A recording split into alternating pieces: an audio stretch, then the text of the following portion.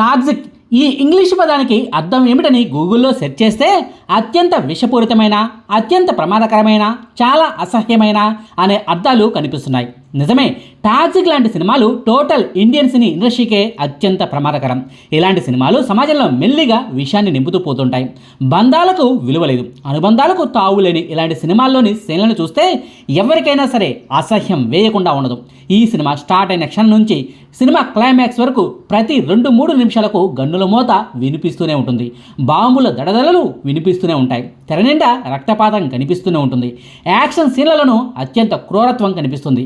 Pan India కథలు అంటే ఇలాంటి యాక్షన్ సీన్లు రాసిందినా హీరో గారు నడుచుకుంటూ వస్తుంటే ఎదురుగా ఉన్నవాళ్ళు ఎన్ని వందల బుల్లెట్లను కాల్చినా సరే హీరోకు ఒక్కటంటే ఒక్క బుల్లెట్ కూడా తగలకూడదా? హీరో మాత్రం గన్నులను అటు ఇటు చాకచక్యంగా తిప్పేస్తూ కనీసం గురిని కూడా చూడకుండా కాల్చినా సరే విలన్లు పెట్టల్లా రాలిపోవాల్సిందేనా? సరేలే, యాక్షన్ సీన్లు ఏ సినిమాలో అయినా సరే ఇలాగే ఉంటాయని సరిపెట్టుకుందామంటే ఈ సినిమా కథనాల గురించి తలుచుకుంటేనే యావగింపు కలుగుతుంది. మచ్చుకు ఓ చిన్న ఉపోద్ఘాతాన్ని చెప్పుకుందాం. చిన్నప్పుడే తల్లిదండ్రులను కోల్పోయిన ఓ అక్కా తమ్ముళ్ళు అష్ట కష్టాలు పడి పెరుగుతుంటారు. ఆ అక్కయ్యే తమ్ముడిని పెంచి పెద్దోడిని చేస్తుంది. ఈ దునియాను నువ్వు ఏలాలి, నువ్వు రారాజుల కుర్చీలో కూర్చుంటే నేను చూడాలిరా అంటూ ఆ అక్కయ్య తమ్ముడికి చిన్నప్పటి నుంచే నూరి పోస్తుంటుంది. ఆ తమ్ముడు కూడా అలాగే పెరుగుతాడు. అడ్డొచ్చిన ప్రతి ఒక్కడిని తొక్కుకుంటూ అందలానికి చేరుకుంటాడు. వీళ్ళిద్దరూ ఓ పెద్దాయన వద్ద పని చేస్తుంటారు. ఆ పెద్దాయన కూతురుతోనే మనోడు ఎవ్వారం నడిపిస్తుంటాడు. ప్రేమ గేమ లాంటి మాటలు లేవు. జస్ట్ ఆమె నచ్చింది కాబట్టి ఆమెతో పోతాడంతే. ఆ విషయం ఆ పెద్దాయనకు తెలుస్తుంది. సరేలే, టాలెంట్ ఉన్నోడే కదా, నా తర్వాత ఈ సామ్రాజ్యాన్ని ఏలాల్సిన బాధ్యతను వీడికే ఇద్దామంటూ తన కూతురుని సైతం ఇచ్చి పెళ్లి చేసేస్తాడు. అప్పటిదాకా తన కోసం పనిచేసిన వ్యక్తినే తన అల్లుళ్ళగా మార్చుకుంటాడు. ఈ కథను విన్నారు కదా. తన దగ్గర పనిచేసే వ్యక్తి అయినా సరే తన కన్న కూతురునిచ్చి పెళ్లి చేసిన ఆ పెద్దాయన పట్ల హీరో ఎలాంటి గౌరవభావాన్ని కలిగి ఉండాలి? వంగి వంగి నమస్కారాలు పెట్టనక్కర్లేదు, కనీసం గౌరవించాలి కదా. కానీ ఈ టాక్సిక్ సినిమాలో నమ్మి పిల్లనిచ్చిన మామనే హీరో కాల్చి చంపేస్తాడు. అడ్డొచ్చిన భార్యను ఈ హీరో గారి అక్కగారు పాయింట్ బ్లాంక్లో కాల్చి పారేస్తుంది. అసలు ఇదేం న్యాయం, ఇదేం ధర్మం? ఇలాంటి శైలను చూపించడం ద్వారా దర్శకురాలు ఈ సమాజానికి ఏం మెసేజ్ ఇద్దామనుకుంటుంది? అక్కడికి మామగారు ఓ మాటను అల్లుడికి చెప్తారు కూడా. నువ్వు ఎవరితో పడుకున్నా నాకు అభ్యంతరం లేదు, సాని కొంపలకు పోయినా ఇబ్బంది లేదు, కానీ ఎటు తిరిగినా సరే ఇంటికి తిరిగి రావటం మాత్రం మర్చిపోవద్దు, నా కూతురి కంట కన్నీళ్లను తెప్పించొద్దు అంటూ ఫ్రీడమ్ను కూడా ఇచ్చేస్తాడు. అసలు ఇంత మంచి మామయ్య ఎవరికైనా దొరుకుతాడా? మరి అలాంటి హీరో గారు ఎందుకు కాల్చి చంపారన్న దానికి ఈ సినిమాలో అసలు క్లారిటీ లేదు. బేసిక్గా ఏ సినిమా కథను తీసుకున్నా సరే కాస్తో కోస్తో లాజిక్ ఉంటుంటుంది. ఏ క్యారెక్టర్ ఎందుకు అలా ప్రవర్తిస్తుందన్న దానికి కారణాలు ఉంటాయి. కానీ ఈ సినిమాలో ఏ ఒక్క క్యారెక్టర్కు కూడా సరైన జస్టిఫికేషన్ లేదు. నయనతార ఈ సినిమాలో హీరోకు అక్కయ్యగా నడిచింది. నిజానికి నయనతార ఓ సినిమాకు సైన్ చేసిందంటే తన క్యారెక్టర్లో చాలా డెప్త్ ఉండి ఉంటుందని నేను మొదట్లో భావించాను. ఆమె క్యారెక్టర్కు చాలా ప్రాధాన్యత ఉండి ఉంటుందని కూడా అనుకున్నాను. కానీ ఈ సినిమా స్టార్టింగ్ సీన్ నుంచి ఇంటర్వెల్ సీన్ వరకు ఒకటే సీరియస్ లుక్లో ఒకే తరహా యాక్టింగ్ సీన్లలో కనిపించి చిరాకును తెప్పిస్తుంది. అసలు ఆమె లక్ష్యం ఏమిటి? తమ్ముడిని రాజులా చూడాలని అనుకోవడానికి కారణాలేంటి? ఆ సామ్రాజ్యం అంతా తమ్ముడి చెప్పు చేతల్లోనే ఉన్నప్పుడు సొంత మామనే చెప్పమని ఆమె ఎందుకు ప్రోత్సహించింది అన్న ప్రశ్నలకు దర్శకురాల నుంచి జవాబులు ఈ సినిమాలో కనిపించవు. ఈ సినిమాలో హీరోకు 2 పెళ్లిళ్ళు అవుతాయి. ఫస్ట్ హాఫ్లో మొదటి భార్యను హీరో గారి అక్క చంపేస్తారు. సెకండ్ హాఫ్లో మరో పెళ్లి అవుతుంది. వీళ్ళిద్దరూ కాకుండా సర్కస్ కంపెనీని నడిపే అమ్మాయితో అక్రమ సంబంధం కూడా ఉంటుంది.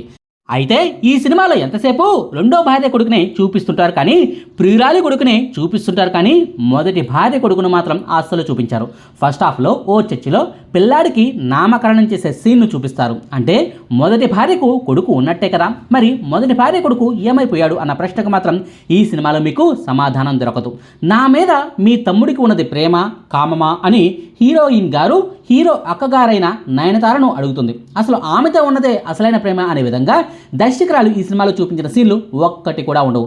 కియారా అద్వానీ కనిపిస్తే చాలు హీరో గారు రెచ్చిపోతారు, ముద్దులతో ముంచెత్తుతాడు, పక్క మీదకు తీసుకెళ్లి మంచాలను ఎరగొట్టేస్తుంటాడు. ఇదేనా ప్రేమ అంటే?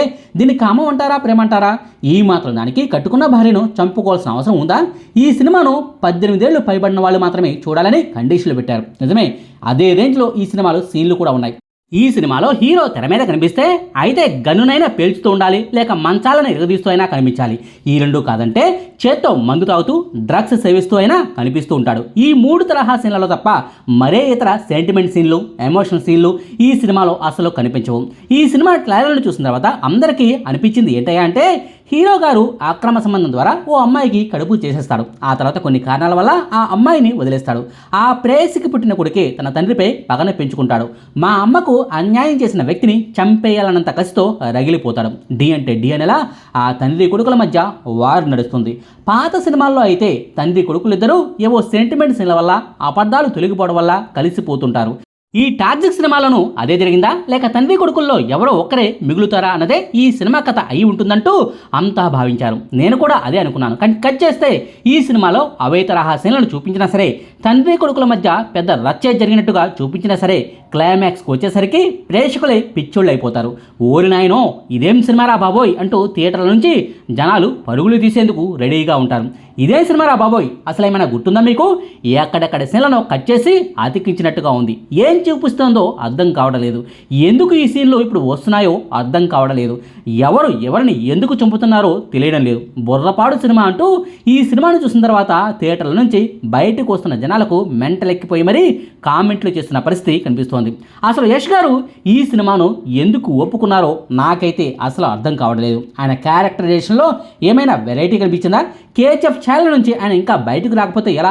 కేజీఎఫ్ సినిమాల్లో హీరో క్యారెక్టర్కు బలమైన ఎమోషనల్ డెప్త్ ఉంటుంది. ఈ సినిమాలో మాత్రం ఆ ఎమోషనల్ డెప్త్ మిస్ అయింది. ఇక హీరోయిన్ల క్యారెక్టరైజేషన్ల గురించి ఎంత చెప్పుకుంటే అంత తక్కువ. ఏ ఒక్కరి క్యారెక్టర్కు కూడా సరైన రీతిలో జస్టిఫికేషన్ ఇవ్వలేదు. పాటలు బాగున్నాయా, బీజిఎం బాగుందా అన్న అంశాల గురించి చర్చే అనవసరం. సీన్లు బాగుంటేనే కదా బీజిఎం ఎంత వాయించినా జనాల్లోకి వెళ్ళేది. ఆ సీన్లలో పసలేకపోతే ఏ మ్యూజిక్ డైరెక్టర్ అయినా ఏం చేస్తాడు? ఏ మాటకు ఆ మాటే చెప్పుకోవాలి. ఈ సినిమా నిర్మాతలు మాత్రం ఈ సినిమా కోసం భారీగా ఖర్చు పెట్టారు. ఖర్చుకు ఏ మాత్రం వెనకాడకుండా లావిష్గా తీశారు. ఖరీదైన లొకేషన్లలోనే ఈ సినిమాను చిత్రీకరించారు. విఎఫ్ఎక్స్ సీన్లు కూడా బాగానే వచ్చాయి. కానీ కథాకథనాల్లో మిస్ఫైర్ అవడం వల్ల ఆ ఖర్చుకు ఫలితం లేకుండా పోయిందన్నది వాస్తవం. ఈ సినిమా గురించి కాసేపు పక్కన పెడితే, ఈ సినిమాకు దర్శకత్వం వహించిన గీతూ మోహన్ దాస్ గారిని మెచ్చుకోవాల్సిన అవసరం ఉంది. ఆమె అద్భుతమైన టాలెంట్కు నిజంగానే జోహార్లు చెప్పవచ్చు. ఈ సినిమాను బాగానే తీశారనో లేక అద్భుతంగా తెరకెక్కించారనే ఉద్దేశంలో నేను ఈ మాటలను చెప్పడం లేదు. అసలు ఈ కథను చెప్పి యష్ లాంటి పాన్ ఇండియన్ హీరోను ఆమె ఒప్పించిన తీరుకు నిజంగానే అంతా హ్యాట్స్ ఆఫ్ చెప్పాల్సిందే.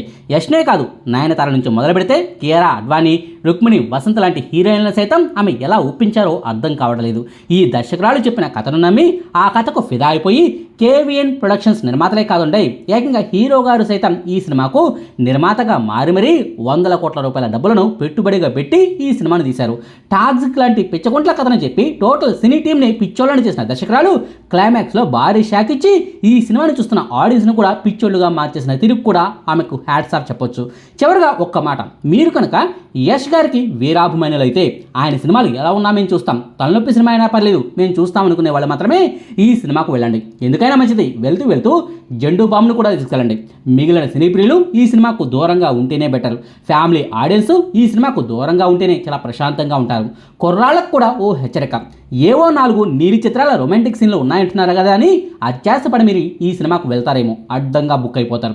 దీని బదులు మొబైల్ను కాసేపు బ్రౌజ్ చేసుకుని రీల్స్ చూసుకున్నా సరే ప్రశాంతంగా ఉంటారు. టోటల్గా చెప్పుకోవాలంటే టాక్సిక్ సినిమా జనాలకు పిచ్చెక్కించే సినిమా, ఆడియన్స్ను వెర్రోళ్లను చేసిన సినిమా, నిర్మాతలను నిండా ముంచేయబోతున్న సినిమా, యష్ గారికి దారుణమైన ఫ్లాప్ను ఇస్తున్న సినిమా. ఇదండి టాక్సిక్ సినిమా రివ్యూ. మీకు ఈ వీడియో నచ్చితే లైక్ చేయండి, షేర్ చేయండి. మరిన్ని ఆసక్తికరమైన వీడియోల కోసం మా కొత్త ముచ్చట ఛానల్ను సబ్స్క్రైబ్ చేయడం మాత్రం మర్చిపోకండి. Thank you.